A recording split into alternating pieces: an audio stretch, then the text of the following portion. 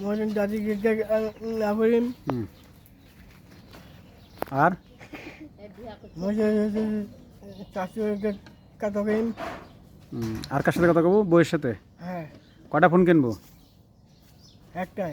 একটাই? হ্যাঁ ঠিক। এই যে কি আনছে রে তুই? এটা সিনারটা? না না না, ওই যে চাচি আনছে। তুই 3টে বিয়ে করছিস? হ্যাঁ দেখেন আমাদের বাংলাদেশের সুস্থ পুরুষরা একটার উপর 2টা বিয়ে করতে পারে না। নাদিম সাহেব অলরেডি 3টে বিয়ে করছে। 3টে বউ অক্ষত তার আছেই। তার সাথেই আছে বউ, না? বউর সাথে আছে? হ্যাঁ নাই ওইটা পালাইছে। পালাইছে? হ্যাঁ ও কেন পালাইছে রে? মারিস তুই? প্রেম করে প্রেম করে কেন দিছি কাক হয়ে মুখে জানো না। ভালোবাসা করে। আরেকজনের সাথে? হ্যাঁ ও তাহলে তো সেই বউ রাখা যাবে না। না রাখা যাবে? দিছে।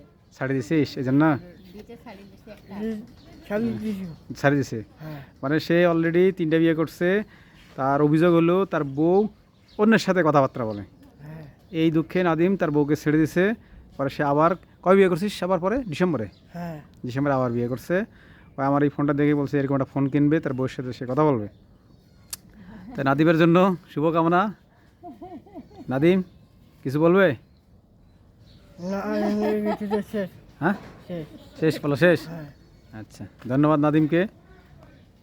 নাদিম একজন সাহসী ছেলে।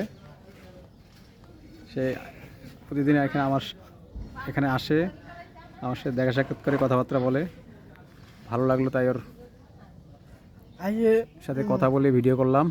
সবাই ওর জন্য দোয়া করবেন। আজ বান্ধবী করিম। আচ্ছা আচ্ছা, গুড। পড়ালেখা করছিস? হ্যাঁ কোন ক্লাসে? বেরাক।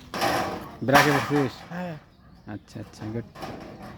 নাদিম পড়ালেখাও করছে, তার ইচ্ছা তার বান্ধবীকে বিয়ে করার। হুম তাই সবাই নাদিমের জন্য দোয়া করবেন, সে যেন ভালোভাবে সুস্থভাবে থাকতে পারে। ধন্যবাদ।